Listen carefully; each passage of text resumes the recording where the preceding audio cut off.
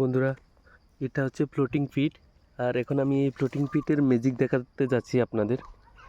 1 minute wait করে শুধুমাত্র ভিডিওটা দেখুন, তারপরে দেখতে পাবেন আপনারা মজা। দেখছেন এখন শান্ত পুকুর কিভাবে অশান্ত হয়ে যাবে।